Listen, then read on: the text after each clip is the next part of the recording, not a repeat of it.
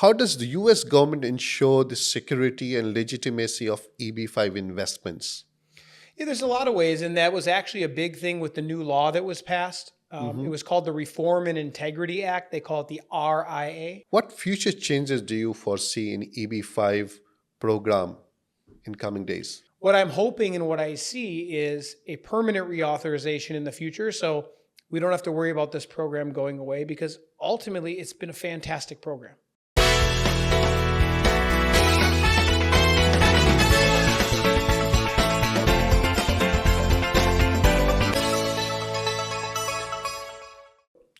Welcome to PR and Passport Talks. I am Waquar Karim, Chief Operating Officer at WWICS and CBIS, the world's largest immigration group. Known for 30 years of excellence in the immigration industry, having been a part of this organization for over 15 years, I have witnessed firsthand the evolving needs of the global elite for mobility beyond borders. Many countries are keen to attract such high caliber individuals.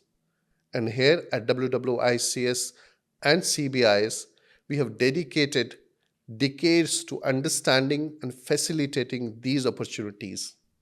Join us as we decode the complex world of residency and citizenship for you.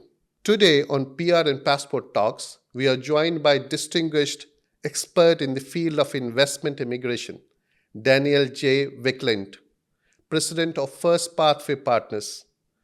Since co-founding the company in 2008, Daniel has spearheaded its strategic financial planning and capital structuring, helping to fund projects worth over 600 million. His efforts have significantly contributed to job creations across United States, particularly in Wisconsin. A global speaker, Daniel has extensively promoted the US EB-5 program across various continents, including Asia and the Middle East. Join us as Daniel shares his insights on navigating the complexities of the US EB-5 Green Card program and the opportunities it holds. Welcome, Daniel. Thanks, Waquar. Good to see you. Uh, Before we dive into the specifics of EB-5, could you tell us what life personally for you has been in US? Oh, for me, life in the U.S. is fantastic. I'm very fortunate to have been born there, so it's been easy for me to get access. And I know we're going to talk about other people getting access to what I've experienced in the U.S. But I'm the oldest of 7 kids. Parents raised me well.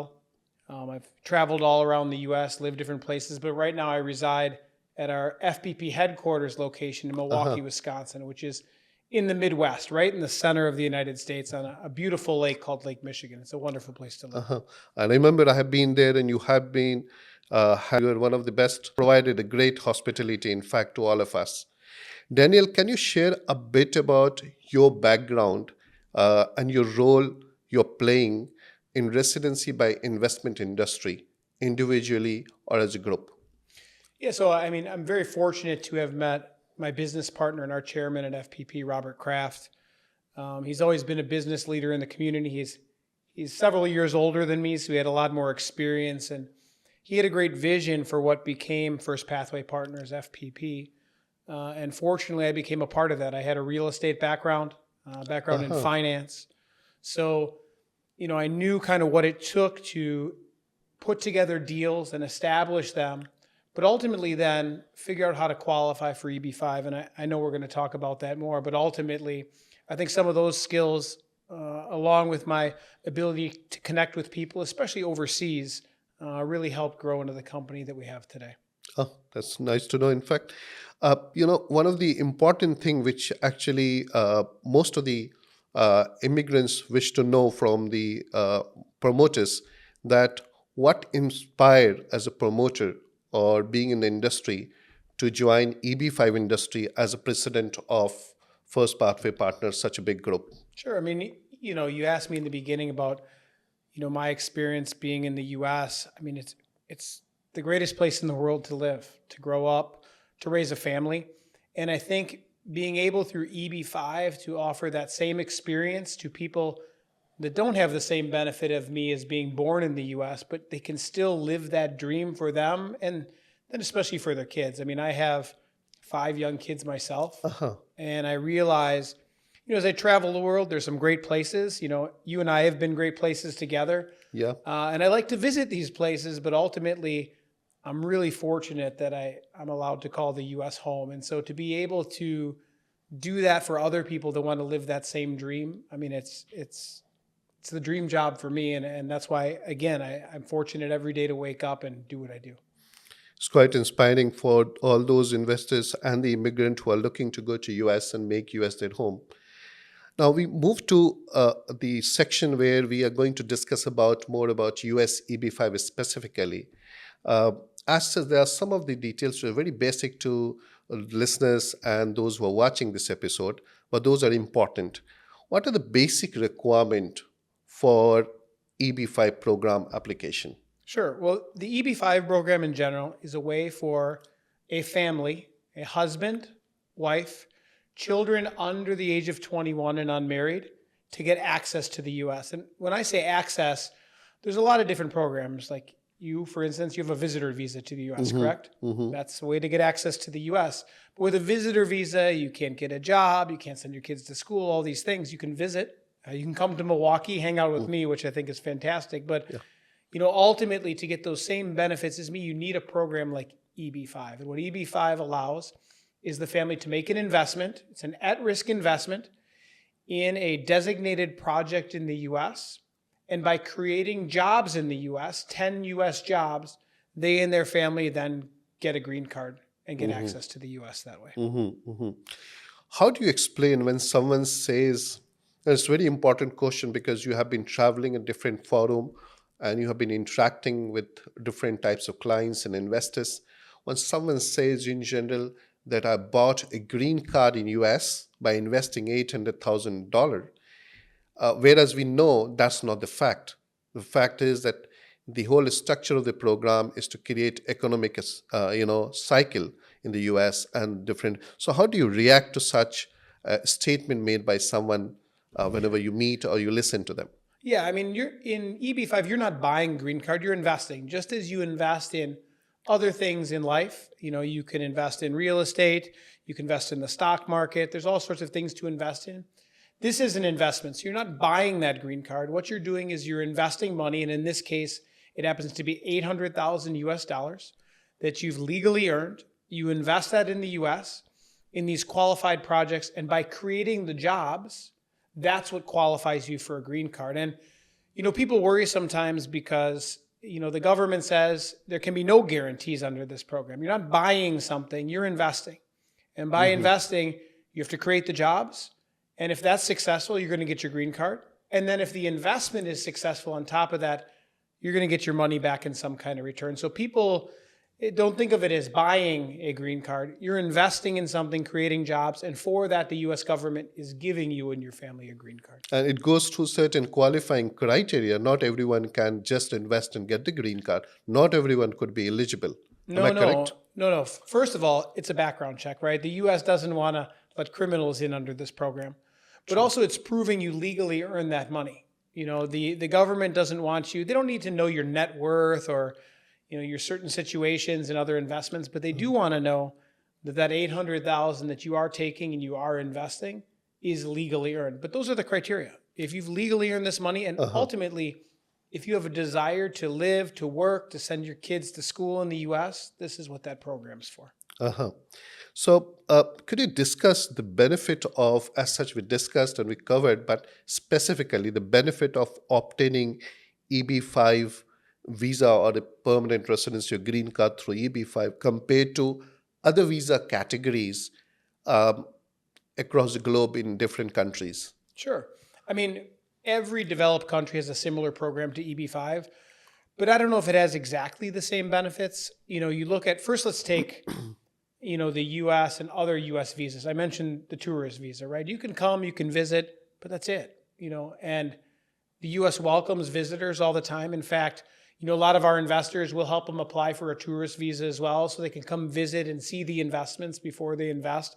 But ultimately, you've got to leave. You can't locate there with your family. It's the same. You may do an E2 visa, but you've got to operate a business and your visa is just tied to that business. If something happens to that business or you decide to do something different, you've got to leave the country. The nice thing about EB-5 is you're getting permanent residency. That's what a green card is. So as a permanent resident, you get all the same rights as I do as a citizen, except you can't vote. And since you weren't born there, you couldn't be president either, Waquar. That would be that would be the other downside. But other than that, you get access to everything. You know, if you want to send your kids to school, you can do that. If you want to work, you want to invest, you want to relax, all that's available. And then you compare it to other country programs. You know, again, some have a visa that's only valid for a certain period of time. Others, you know, you have to invest even a higher dollar amount. True. And you don't get all the same benefits you do in the US. I mean, ultimately, the program is so popular because, you know, there's a lot of great destinations in the world. But when you look at the majority of countries, when you talk to people, an ultimate destination, maybe not even for them, but for their children, is the US. And that gets you access that way. I can understand that. What are the most common challenges applicant could face while they're thinking about applying or planning for EB-5 application process, and which they should take care of it? I mean, I guess I put myself in their shoes a lot, and I think that the biggest challenge is making the decision, right? It's a big decision to decide to whether it's you or your children to upend their lives somewhere and move them somewhere else, even if it's for the better. You know, people get comfortable in the situation they're in, especially high net worth individuals, right? They've made money, they're comfortable. Do they really want to make the move? So that's first, is deciding, do you want to do it? So for someone that is deciding back and forth, you have to really decide to commit to it first. That's number one. And then number two for challenges, it's looking at different investments. You know, there's a lot of different investment opportunities under EB-5 in the US. A lot are good ones, a lot are bad ones.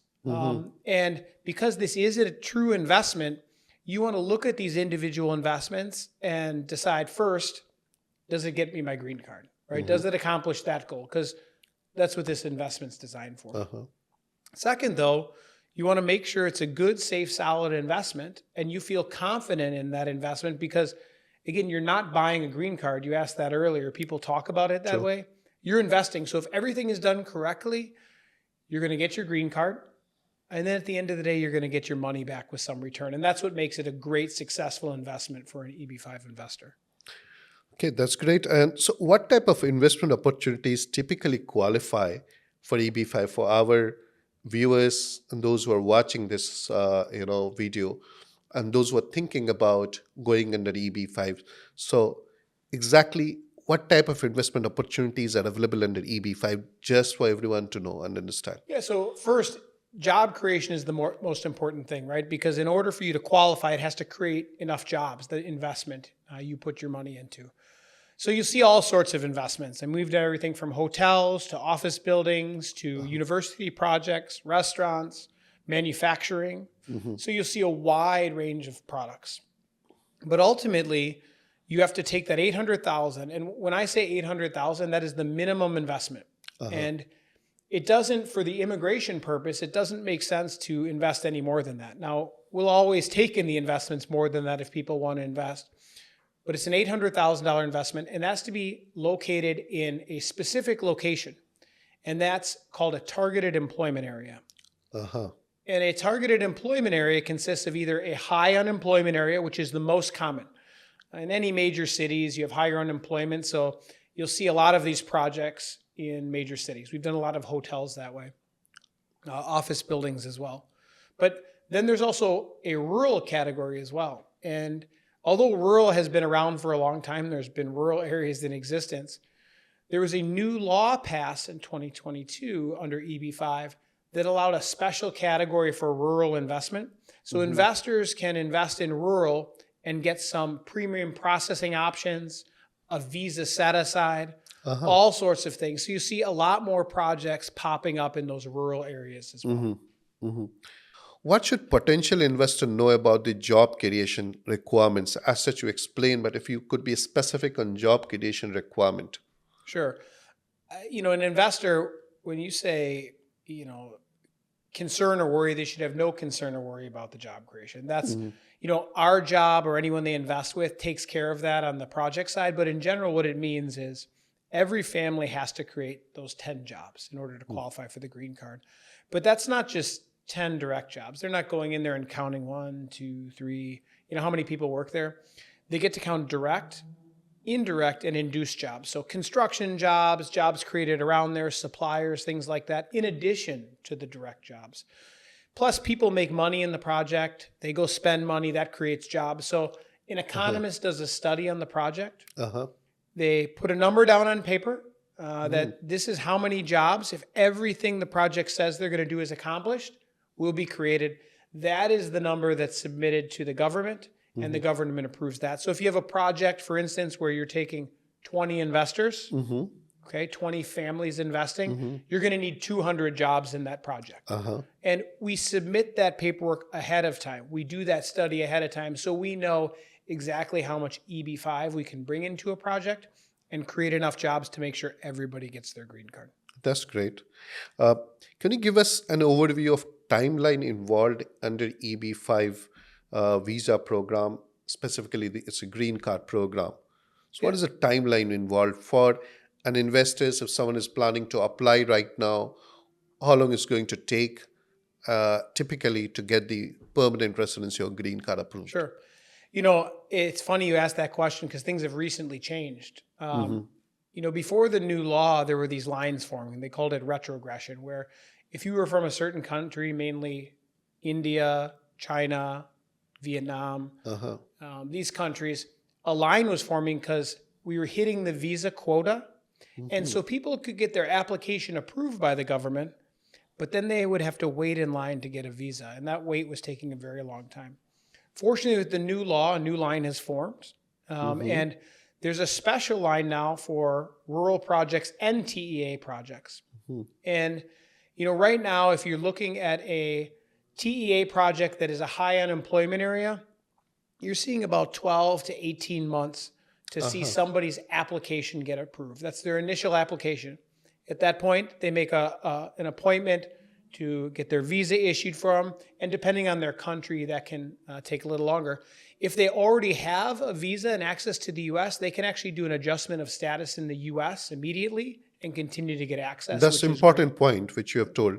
So a lot of families who have been living in U.S., for them it's a faster process to move to U.S. green card program through EB-5. Absolutely. They don't have the huge line everybody else does in waiting to get that visa issued.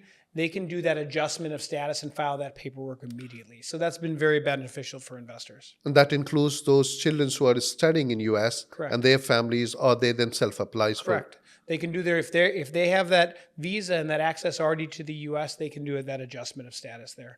But even better for some of our investors these days is, for instance, we have a rural project right now.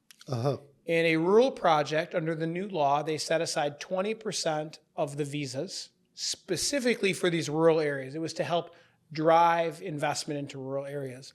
So not only are those visas set aside specifically for that category, but also they're doing premium processing. And we're seeing on rural projects 4 to 12 months to get that I-526 approval, that initial approval. So things are moving much, much faster than they used to. And I think that's driving a lot of interest in the program, because before, when people had to sit and wait for a long, long time, again, people say, I'd like to do this, but I don't want to sit on the sidelines and wait. Now people are able to move much faster. And I think that's really created a new interest in the program that hasn't existed for years. Yes, that's very interesting, in fact. This news actually makes a difference to all those applicants who have been planning for long, but they could not go ahead because of the timeline it was taking. So now it's more faster. That's a good news. Now, I would like to move further to understand how it works in terms of the project. Are there a specific region or projects that you recommend to potential EB-5 investors? I know you've answered, touch base on this, but I would like to have direct answer on this so everyone understand that. So I repeat this question. Are there specific regions or projects that you recommend to potential EB-5 investors? It's an interesting question, because I don't think, region isn't exactly important. It's the quality of the project, right?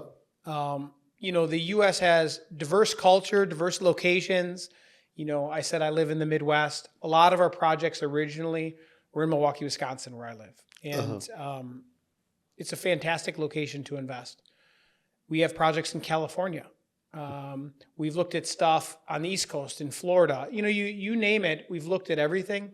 With you guys, we've promoted, projects in Milwaukee, California, yeah, Milwaukee. California. Yeah. And even our rural project right now, it's in a state called Utah.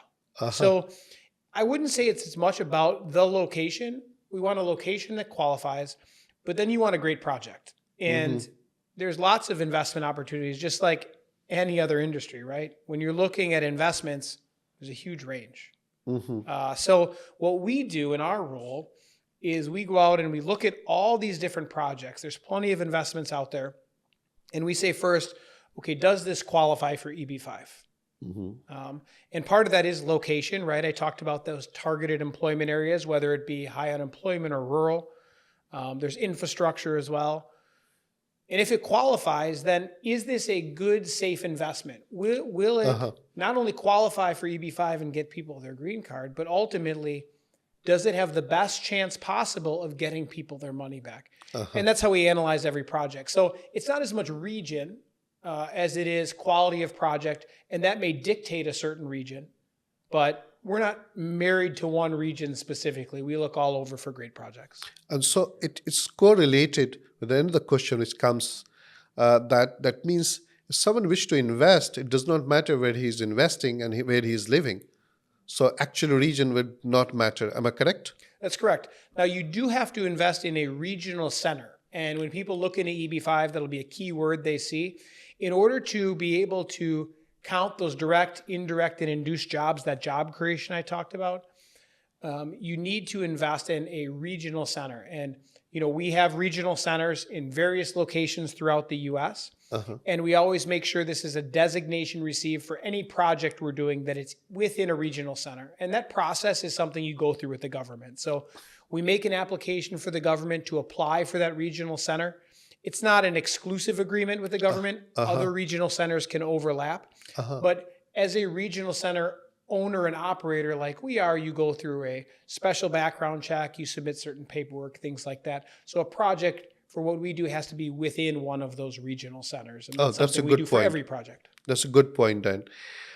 How does the U.S. government ensure the security and legitimacy of EB-5 investments? Yeah, there's a lot of ways, and that was actually a big thing with the new law that was passed. It was called the Reform and Integrity Act. They call it the RIA. And part of that, when you hear that reform and integrity, within any investment, people worry about fraud and things like that. What the government did was put more checks in place to make sure there were less situations where people could commit some fraud or something like that. So the government is constantly checking on these things, from now requiring audits and other processes in place on the individual projects. They're doing site visits, which they did before, but they say they're going to do more frequently. And for that, they upped some of the fees on regional centers and keeping them operating. So the government can do more checks to make sure for investors that these organizations that are out there promoting these projects are legitimate organizations and they don't have to be as concerned about it. What future changes do you foresee in EB-5 program in coming days? Yeah, it was a 5-year reauthorization we got. And so that means, again, you don't have to have any certain approval by that date. You just have to be filed before the program could go away again. But for years, it's been like that. I know, Waquar, you and I have been doing this quite a while together, and we've operated through, hey, the program might go away next month, and it doesn't go away. They extended it again. What we're really fighting for, and I'm on the board of an organization called IIUSA. It's a trade organization that helps oversee the program and also works with Washington, D.C., because ultimately this is a program that was created by our Congress. So it's up to Congress to either reauthorize it or, as we're push for a permanent reauthorization. So what I'm hoping and what I see is a permanent reauthorization in the future. So we don't have to worry about this program going away, because ultimately it's been a fantastic program. Many, many thousands of investors every year get through this process, get their green card, get their money returned to them. it's been very successful for people. So, I think that over the years, it's become more and more popular. And that popularity has increased the investment in the US and increased the jobs. So, I really see a permanent reauthorization coming, and we're going to be helping on the front lines to get that done. Okay. Uh, Finally, what advice would you give someone considering the EB-5 route or pathway for US residency to a family? A final advice which you think you would give, understanding all his planning, all his opportunities which he has. Yeah, I mean, I think for advice, I would say to somebody, you know, you have to take a look inside and look at the future and where you see the direction of where you're living now, where you see your family being, and ultimately, where is the best future? And I think a lot of people then decide, I really see, especially for my kids, I see the US as the best place for them to raise a family, for them to have kids. And if you feel that desire, you still need to get that access. And there is no better way to do that than the EB-5 program, because although it can be complicated, I think we've managed to make something that's very complex as simple as possible for the investor.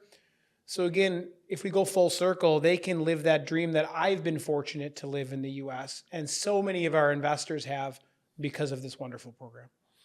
So, one thing which I missed in between, so I would like to add and would like to ask you instead, uh, where the investor can bring their families and who could be the family members in Yeah, an so application of the green card. yeah, and I think I touched on it a little at the beginning, but it's for their immediate family. And when I say immediate family, that's a husband and wife. Uh huh. So if you're married, you can bring your spouse, or children under the age of 21 and unmarried. Now, we have many parents that do sponsor this on behalf of their children. So, Uh huh. we talked about visas.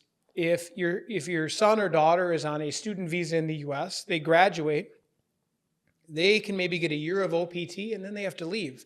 So we get a lot of parents that sponsor their child for an EB-5. And again, their child can do that adjustment of status now in the US, which is fantastic because they have that student visa. And then ultimately, their child can apply for a job and stay in the US the same way my kids can apply for a job. So it puts them on a level playing field, and that's been a big deal for people. As we wrap up, could you share few success stories, stories of individuals who successfully migrated to US under the EB-5 program, and somehow down the line in 5 years, 2 years, 6 years, 10 years, they got the money back of their investment and they are successful. Successful in a way, certainly for each individual, success could be different. But in general, those who have migrated and they have well settled there, the children are studying, probably they've got citizenship, they're based in US.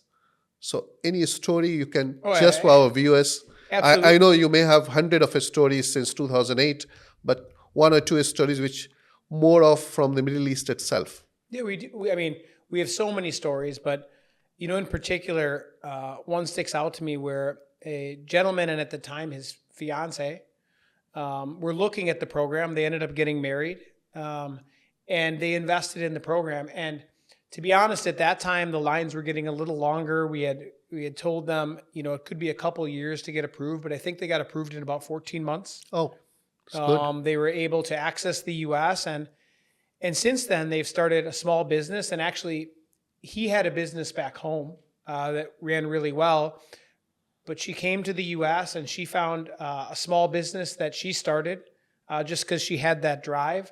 They have 3 locations in their business now. It's a hospitality business. And on top of that, they also have 3 children. So they came, no kids, didn't know they were going to have children, and where they were from, they didn't feel like maybe that was the right thing for them. But now not only does he still have his business, but she's a successful entrepreneur. She's done that in the US herself.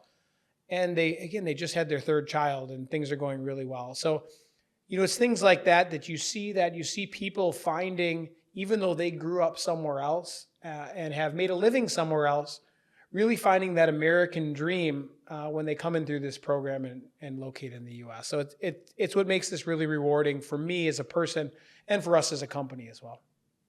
Thank you, Daniel, for joining us today on PR and Passport Talks and sharing such valuable insights into the US EB-5 Green Card program. To our listeners, we hope this discussion has clarified your path to achieving American permanent residency through investment dream. As we continue to decode the intricate world of passports and citizenships, don't forget to like and subscribe for more information, episode just like this. And until next time, take care. Thank you.